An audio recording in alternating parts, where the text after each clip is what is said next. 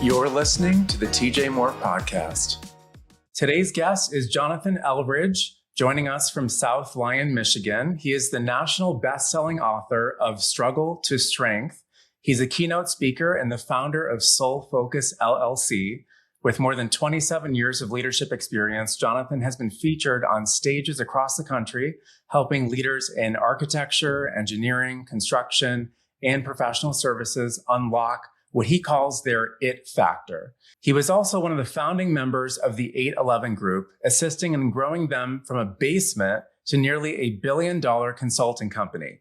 Jonathan held virtually all the leadership roles throughout their growth, and his last position was as a CXO, creating an experience engine that would help them focus on all aspects of the business, improving their skills.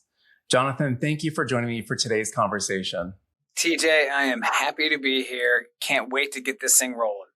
Now, you've created a custom 12-part framework called CARE, C-A-R-E. It's a practical model that I have right here. Actually, you sent me the book, the card. We're going to get into this book, and you even wrote me a note. I really appreciate that. The book is called Struggle to Strength. So we're going to get into some of the concepts in this and what the chapters go over so people can know what to expect when they buy the book. And I want to share that one of the biggest themes you teach is actually called the it factor. You say that every leader already has it. They just haven't unlocked it yet. So how would you define what this it factor is? Those moments throughout the day, throughout your week, throughout those relationships you're trying to build, where your head and heart simultaneously come together to create that wow effect. And ultimately, it is taking all of those attributes that we're about to talk about, putting them into a blender.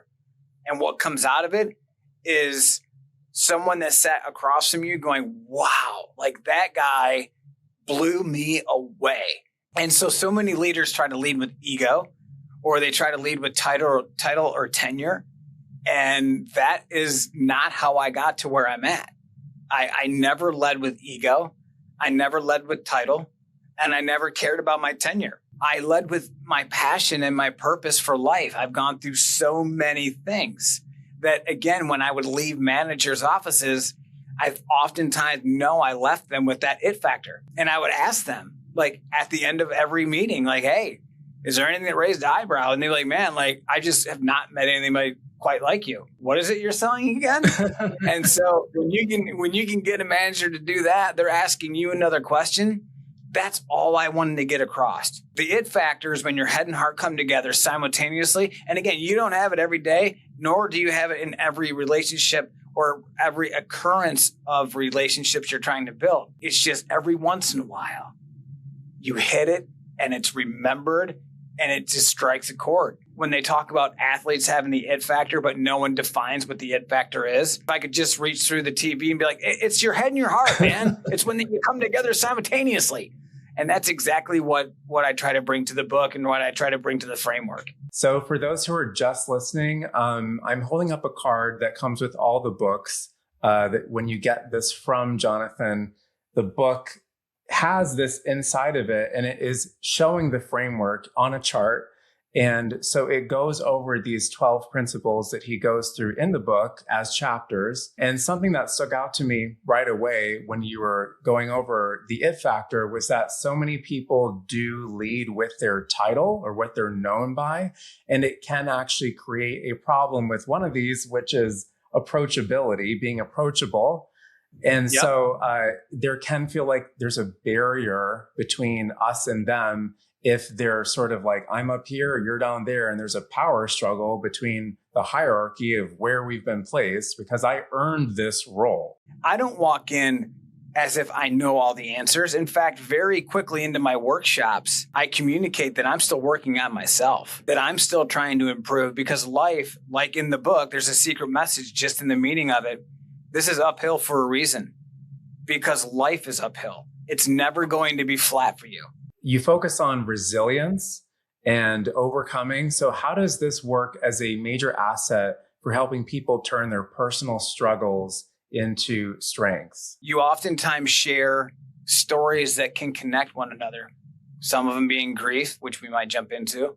Some of them might be with going through a serious health concern or with issues. We might go through my knee replacements. I've had 4 of them. You got 2 knees, so do the math. There's been some issues. Resilience is critical to being able to connect with people and for them to realize that you're not faking it, right? But there's a foundation to all of these. The foundational structure to this whole it factor, to the whole care framework, is kind of strewn throughout all of these. And it is to be consistently adaptable, reliable, and execute. So with all this technology that people have, either if they work at home or from an office, and they're using a lot of AI systems, even at work, the ones that are allowed for their office or for what they do, I want to ask you about this term that you use in your presentations called human first cultures.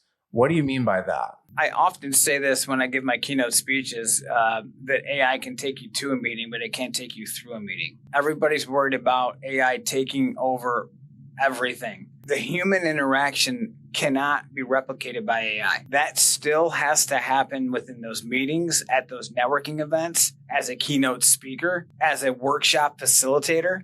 AI can't facilitate it.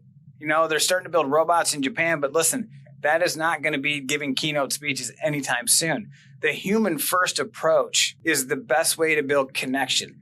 That's the best way to show authenticity, that you're truly being yourself, that you can use a tool to sharpen your replies. But ultimately, if you can't deliver that face to face, then what good is using artificial intelligence? So EQ, human improvement. I give lectures at the University of Michigan on this very subject. They've looked at my care card and gone, wow, this has got some teeth to it. Human first is that I was able to build businesses from the ground up because the people that worked with me believed in the vision and I believed in them. And the managers knew my whole story. Human first. They knew that I had already lost my brother, that I had already gone through a tremendous loss, that I had moved to the other side of the world, not the world, but the United States, to help grow our business. I shared my story, and my story won me business. So you say that people are the product in professional services.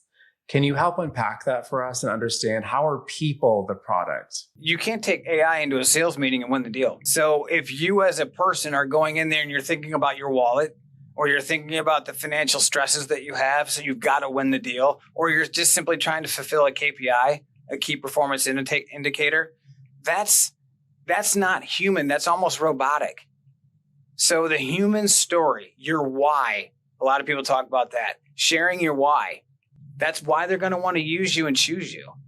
And so I've always led with people first. I wasn't the most book savvy person, but I could build relationships better than anyone. I just believe that in my heart.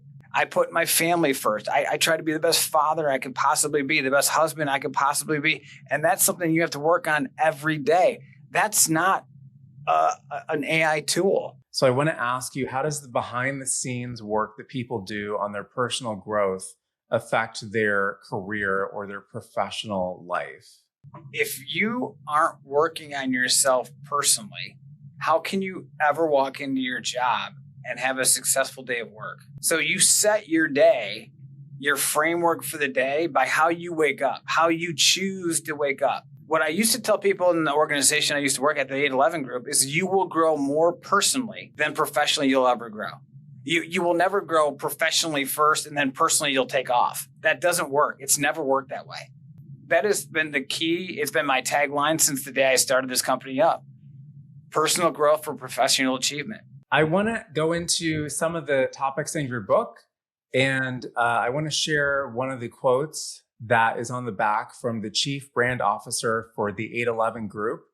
Carly Oakley has said this about you. Jonathan Eldridge is the kind of leader who lives what he writes. His book, Struggle to Strength, captures the real life lessons that only come from doing the hard work of leadership with heart and passion. This book isn't theory, it's truth earned through experience. In the book, which was published by Game Changer, it also includes the Care Framework card. And there's some quotes that I want to just go over quick. The core care equation that you have in the book, you write, after reading this, book, you'll be able to define your own and share it with others. You'll also uncover your premier attribute, the unique talent or trait that's been gifted to you alone, something no one else on earth can replicate in quite the same way. So first, I'll get two people together that usually work together all the time. And before it even starts, I'll have them write down what they think their primary CARE, what's their care equation in their mind, how they view it, right? Very different than their coworkers. So when you put them together and you let them guess each other, it's amazing what you find. So like some people might be like, I'm consistently authentic, respect, and execution. But the person that's sitting next to him every day is like, no, you're not. No. You're like, you're curiosity, approachable, reliable, and you have eagerness. And they're like, what?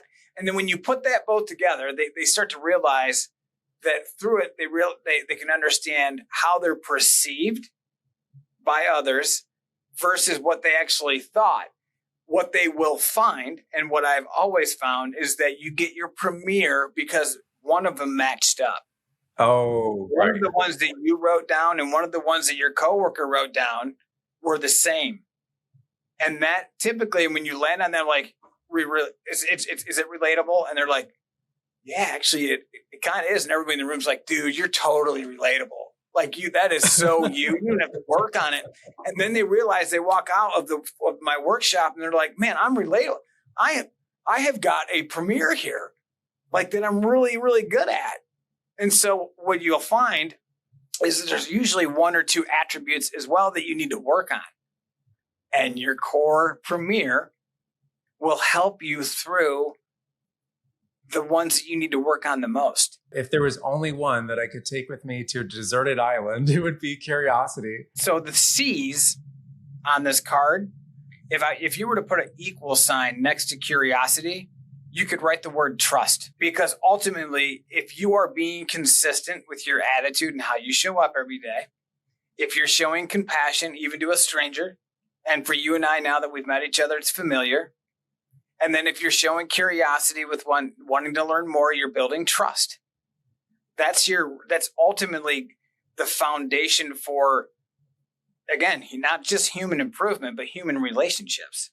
It's interesting how these acronyms and frameworks can put words in an order that all of a sudden we see the words differently. We relate to the meaning of the words differently. And then when you put them together, like you have on the chart, we start to see how they're connected, which ones that we, like you said, there's some we're really strong in, there's some that we really need to work on. Now, you've written that to provide a world-class experience means to care more than anyone else in your industry and leave a lasting impression that makes people want to return. It's not just about what you sell, it's about how you make someone feel during the process. So how can we improve our emotional interactions with coworkers and clients? I think we need to start with stop trying to make it transactional. The sad fact is that so many people have made every interaction a transaction. And that crushes relationships. The key is asking for feedback. Asking for feedback. We do it in every aspect of our life, yet when it comes to our professional life, we rarely ask for feedback. As leaders, we never ask the room for feedback, versus that would show weakness. I think that shows strength. And so when I would leave a manager's office, that's how this came about. When I would leave a manager's office and I would ask them, why are you choosing me over the biggest companies out there? Why are you choosing this whack job from Michigan that moved to Pennsylvania? Why? And one of the answers was one of these attributes. We got to stop trying to save receipts. Those aren't relationships. Transactions are out. The real aspect of building a relationship is not worrying about it being a transaction, not trying to fulfill a KPI. You're trying to build trust, a lasting memory.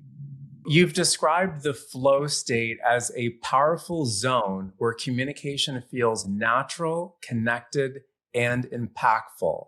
So what can we do to get into our flow state more often? It starts with realizing I journal every day to get myself into the mindset of someone that's positive, right? I write down affirmations every day that I will become the greatest keynote speaker in this country, like that I will fill stadium, that I believe this to be true, not for accolade or for wealth, but for the impact I can have on others. Now, you've had to learn to walk 4 different times. I lost 70 pounds.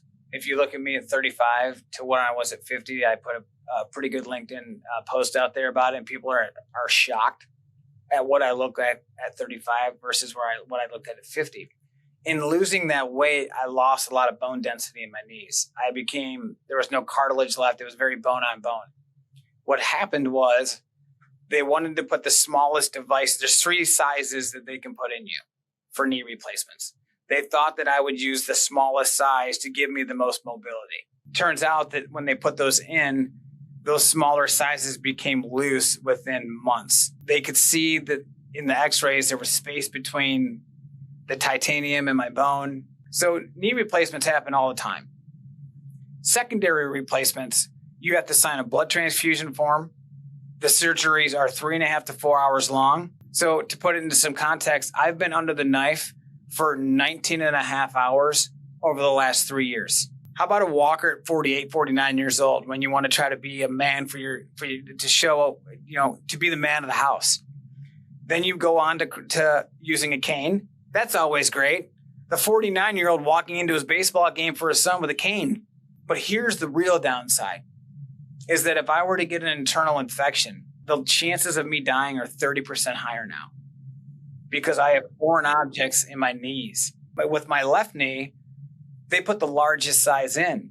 So imagine having 2 different size knees in your body at the same time, because my left knee has the largest, my right knee has the middle size, and they don't feel the same at all. So when I'm walking, I will never have the thought of, oh, this just feels normal ever again in my life. When I get up from this podcast and leave, my right knee will feel numb and a little bit off from my left knee. Now, you say in the book that while high schools have recently added finance courses to the curriculum, there's still a noticeable lack of coursework focused on emotional intelligence. How can we improve our own emotional intelligence regardless of what career path we're on? When I now give lectures at the University of Michigan, I spoke to 2 entrepreneurial classes.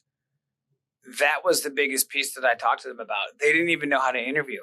They didn't realize that standing in a lobby shows respect. Never sit in a lobby. Unless you're at a doctor's office where you're allowed to sit, you're always standing waiting for that to happen, waiting for the relational person to come, that manager to come out so you can start building that relationship, or to take notes when they tell you even that you don't have to, or to sit up in your chair because it shows that you're paying attention, or eye contact.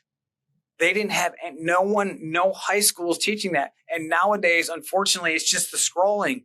I actually start my speeches with that this framework is generationally transferable. They could find this framework in 10,000 years from now, and it would still be applicable as it is, because these are timeless truths of integrity and how people interact, and also they're universal truths. And I call those truths with a capital T because they transcend time, they transcend culture. You could translate this into different languages and people could still learn from it. I love the exercise that you were going over earlier about having 2 coworkers sort of like give each other their own feedback. Let's say they're in a team environment where there's, a dozen people in your office space or in your restaurant where you work, let's say. If you have a dozen people, each person is going to have quite a different skill set and strengths, and they might not even be aware of what their strengths are until it's reflected back at them like a mirror with the feedback. And so making it interactive, this is why doing these things in person with your presentations, I believe, is so essential.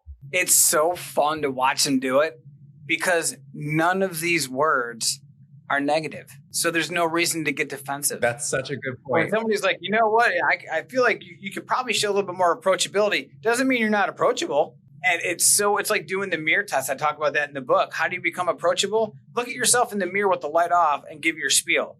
It's very easy to do with the light off. You can't even see yourself. You can just throw it out there, but then turn the light on. How do you look on screen? How do you come across? I hope when this is done that people are like, man, that guy is approachable. He's like real. He doesn't know how not to be real. And I don't know how not to be real, which again makes me authentic. That's my premiere. My sons have done this with each other. So you can have the brothers going at it. Like, you're not approachable. Well, you're not curious. Well, you should show compassion. It's hilarious, but it's all rooted in growing like a better family. It's like when I went for a walk with my wife about 8 months ago, and we were going through the card and I was trying to guess hers. And she's like, when she got to me, she goes, oh boy. You are so not adaptable. Oh my God. And I'm like, what? She's like, dude, you need some help. Like, because when something happened in the house, I'd be like, oh my God. But if something happened at work, I could just brush it off. So how come at work I could brush it off, but in the house, it was like this big deal. And so I really started working on being more adaptable. I just saw a movie about this last night called The Breadwinner, starring the comedian Nate Bargatze. That was all about, so the wife goes to another country because she gets a Shark Tank deal and she has to get all the supply ready and all the factories going. So when she's gone for 2 weeks, he's like, yeah, I'm going to be, the stay-at-home parent. But he had no clue what her systems were, what her strengths were. He had no idea what part of the puzzle that she was actually playing when he was at work or when he was, running an errand, but she was the one helping the kids. This is seeing this framework through a different lens right now as we're talking about it with the family system, because we think, oh, we just don't get along, or they don't understand me. They're not listening to me. But it's usually because our strengths are different enough to where they're sort of like ships in the night. They're missing each other. And that's causing the miscommunication, is because we're not seeing how they might not actually have the capacity to do one of those right now, but you are bringing one of them. And how can the one that you're good at relate to their premier asset? How can your premier assets work together to have better communication? I just started working with a large client in Michigan, and the manager, while I was talking to him about this framework, he's like, he held it up. He looked at me in the camera. He goes, I could use this at home, couldn't I? I'm like, absolutely. Go home and do this with your wife and have her guess how good you think you are. And then you can do it with her, and you'll build stronger relationships. Yeah. And so it really, like in a car ride, it's great. Like I'll bring the card out. My kids will be like, oh, here comes the card. But again, it's just often because it brings up, miles of entertainment. Yeah. When they're arguing back and forth about who's got which one better, it's just hilarious. And so I didn't try to do this when I built it, but the reality is, if you go back to what I said earlier, and you asked me the question about why is it human first, then professional? Because if I don't have my family right, if I don't have my relationship with my wife and kids right, how can I ever go on to do anything professionally right? When you have worked so closely with the 811 group, you mentioned that they went from a basement startup to $1 billion valuation, and you were the chief experience officer. So what strategies related to these frameworks and leadership, what strategies were you implementing to get them on such a dramatic uptick in their results? The reason why I joined this company was because I knew the owner, Ryan Hasbrook and Jeff Weiser. They really wanted to build it around core values, around curating very good relationships, and that building relationships would win the account, would win the next client, would win the next employee that would want to come to work for us. When I became the CXO, we rolled out a survey system that would build your NPS, your Net Promoter Score. How likely is a client willing to refer you to someone else? It's a score universally used across the globe. Everybody's got a score. And when I first rolled it out, I'm like, man, I don't know where we're going to be, because we've got, a lot of consultants. We're running Paychecks Weekly, and anything over 70 is world class. We came in when we first rolled it out at a 76. And I was blown away. I'm like, man, we really do care more than everyone else. That current score is in the 80s for the 811 group now. They still have this framework running through the bloodstream of everybody that works in that organization. When we were talking about curiosity off camera before this, I said curiosity for me is connected to discovery, why do we like the feeling of discovery? Because we're getting an insight, a view, a vision, a sensory experience into someone else's world, someone else's perspective. In business, if they don't actually care about the other person's world, their ecosystem, their environment, who they serve, why they're doing it, what their mission is, if they don't care about any of that, it's very difficult to fake alignment and to fake your core value system with somebody if you don't even know what their value system is. I want to share that the president of Resource One has said this about your trainings. By aligning who you are with how you work, Jonathan helps individuals unlock deeper relationships and more sustainable success. His insights challenge you to lead with truth, listen with intent, and sell with heart. If you are ready to build a career on purpose, not just performance, Jonathan's message is the one to follow. So what I tell people in the workshops is I want them to write down 10 things they've done in their life. It could be anything. It could be ice skating, hunting, fishing, being in a choir. I was in a choir when I was growing. It doesn't matter. Write down 10 things you've done. Chances are the person sitting across from you will align with one of those 10 things and you can actually build a connection. And so that's where it came from. And that's where curiosity comes into play so much. More than even that is the word right next to it. Compassion. In this day and age, we lack so much in curiosity and we lack so much in compassion. Everything is triggered into a feeling of immense frustration. And right now we don't need that. Right now we need curiosity. Right now we need to have compassion, even for strangers. On Jonathan's website, it's called soulfocusmindset.com, and clients and companies can book you as a speaker for the CARE framework workshops. Also, you do one-on-one leadership coaching for individuals or teams. And then to buy Jonathan's latest book, Struggle to Strength, search for it on Google, Amazon, and it's also online on the Barnes & Noble website.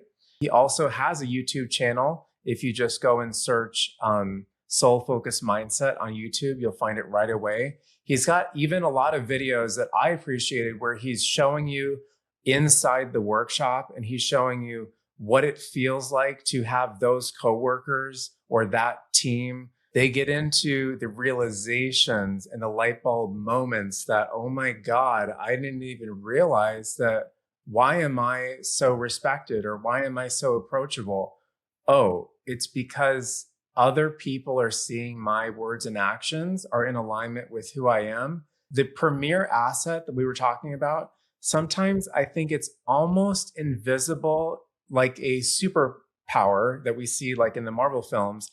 If it's somebody's superpower to swing across buildings using webs, they're sort of taking it for granted. But to other people, it's maybe the most obvious reason that that person is successful is because they can actually see their premier asset, and the person who is the one giving it or living in it can't always identify it for themselves. That's why I equate it to God gave you this talent that you don't even have to work on, and that's your premier. You know, for you, it's curiosity. For me, it's authenticity. So what I give people is I have a punch list that they can use at the end of the day to kind of check off, hey, did I hit on a consistency today? Or was I showing respect? Was I reliable today? Or did I not want to take that phone call? And so it's a good way for you to self-regulate yourself to make sure you're trying to be the best version of yourself towards my tagline so that you can be the best professional that you want to be. What do you see as the difference versus when people are walking in the room and they're sort of like, maybe they feel obligated to be there or maybe their company paid for it, and then that compared to when they leave? What is the difference that people are experiencing once they start realizing all these ways that they can relate and understand these invisible attributes about each other. I bring in the realness of the workshop. This isn't HR fluff. I show pictures of my knees. I go into the grief that I carry with me. I've got some tattoos that are somewhat visible that I don't mind sharing, but that's how I've learned how to grieve. I've grieved through adding some honor of them onto me. And immediately it breaks down the barriers. Immediately they want to know more. They want to know more about me. And then I roll out the framework.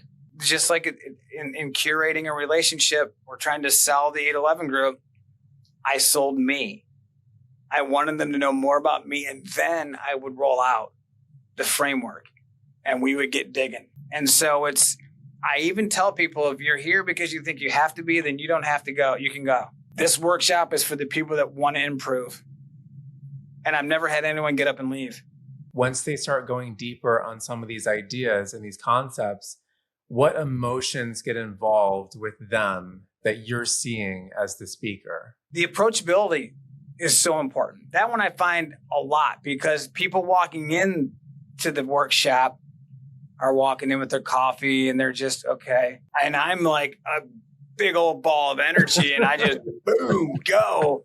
And immediately to even that facial expression, like I get the smile on their face. I get them going and they're like, I want to know more about that dude.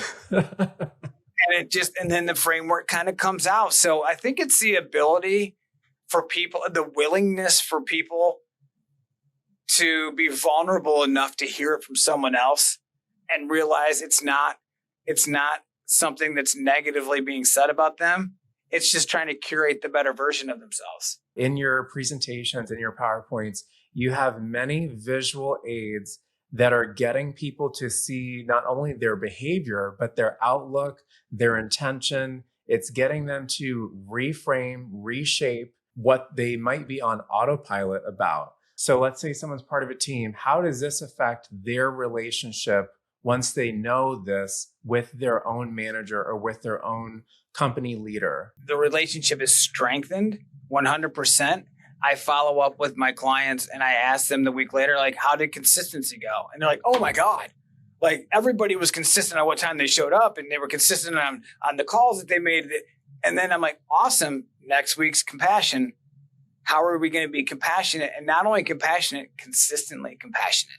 Like consistency, if you put it in front of all the rest of these attributes and then ask yourself how well you really do, how consistently respectful are you? How consistently eager are you? It really gets everybody thinking. And that's the whole idea. My workshop doesn't answer the questions. It opens the minds to be willing to change. As I'm still working on myself, every workshop I walk out of a little bit better than I did walking in. And you just keep building and building. And by the end of the 13-week or 6-month program, whatever they want to do after the workshop, they're better humans. They have better relationships at home. They have better relationship with their kids, with their friends, with their coworkers, with their leaders, with the people that work for them. It is a full circle spectrum of being a better human. I think everyone has the ability to get to the it factor. I say that's a powerful part of my keynote, that every single person in this room has the ability to create their own it factor. How much do you care? How much are you willing to put in? And that really gets them going and sparks a lot of conversation. Yeah, that's the power of this type of awareness. And even the first chapter of the book is called It All Starts with Consistency. Have you also worked with coaching one-on-one with people that they are the manager, they are the leader of the team? Absolutely. And what I find is that if they don't follow up on consistency, reliability falls through the cracks. There's consistent in action, and then there's consistent in attitude. You have to have consistency in both. One is going to work and checking the boxes and then going home. That's consistent. Yes, of course. But if you walked in the office and you did that with a poor attitude, and then the next day you were higher than heck, you felt great about life, and the next day you're kind of mediocre, no one knows what to expect from you. I've worked with hundreds of people on film, TV sets before where I can identify almost immediately the first day who's approachable and who has their wall up and who's trying to be defensive or who's telegraphing to you that I get triggered easily or I go to anger easily or I project all of my stress. The reason that we don't feel connected to our other coworkers or our teammates or even family members, they're often in self-preservation mode or survival mode where they're not wanting to open up. They're not wanting to be vulnerable or let the wall down. They're more comfortable, although it takes more energy to protect yourself and be that closed off. They think that they're conserving their energy by not being approachable. A lot of times when I have meetings with people, I will not put an agenda out there. I want the conversation to flow. And if that means we have a secondary follow-up because we didn't get to the point of what we needed to, that's fine. We built our relationship instead.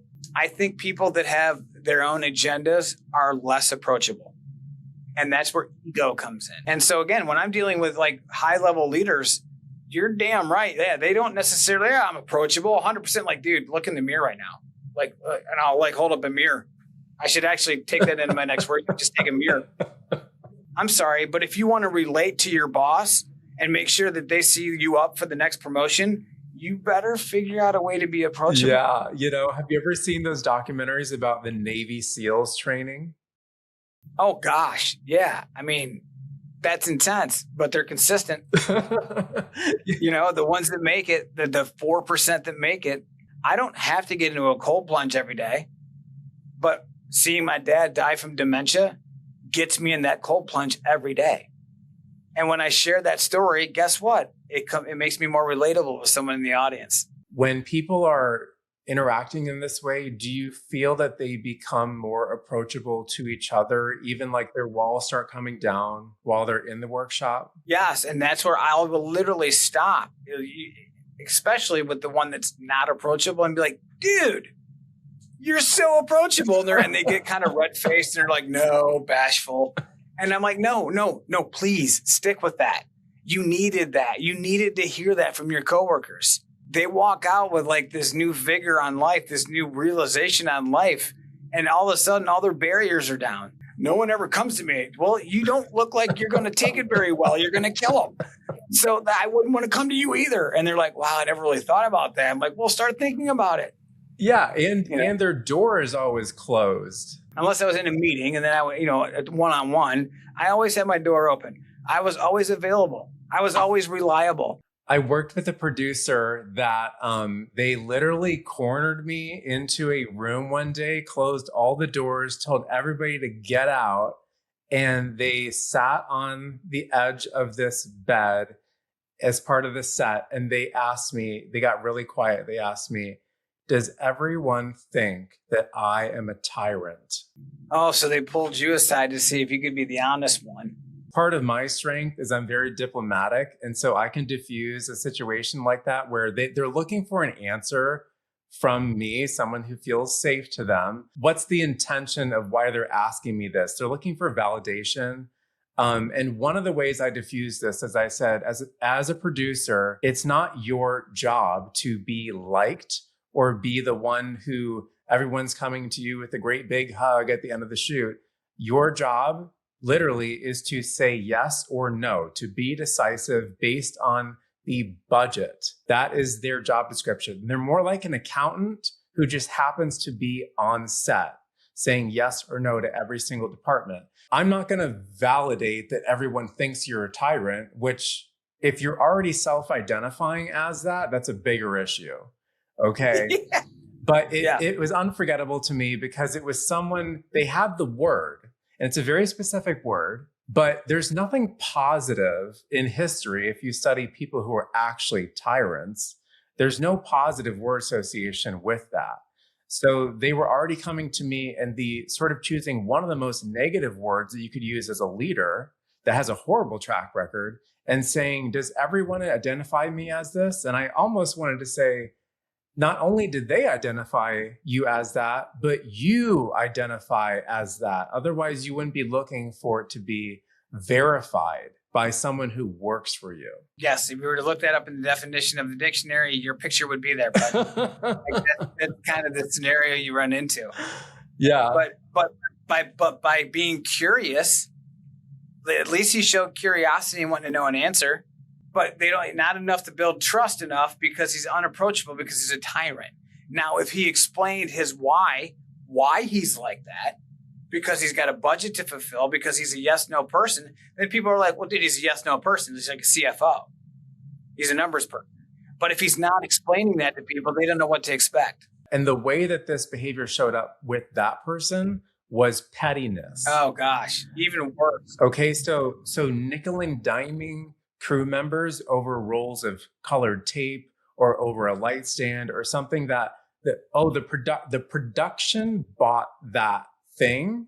So no, you can't keep it. No, you can't take that home. No, you can't.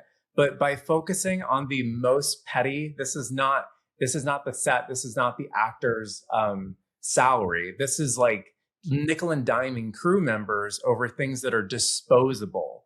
And so by putting your like Saruman's eye on that with a laser beam, you're just telling everybody like, you're not even that interested in the bigger decisions. It's easier to like, call people out on the most petty decisions because it's a power play move.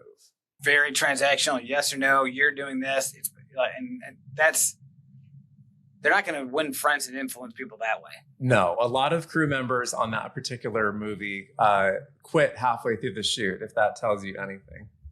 Well, there you go. Yeah. So that person, he needs my care framework. Clearly. This has been a terrific conversation. I think we've covered all of the attributes in one way, shape, or form. I'm very thankful that you've had me on. And again, this is a system that I will preach for the rest of my life. It's something that I'm very proud of. To hear more experts share their story, subscribe to the TJ Moore Podcast on YouTube and follow this show on Spotify and Apple Podcasts to listen anywhere you go. Like and comment on this video if you found today's conversation valuable, and share this episode with someone in your life. I'll see you next week.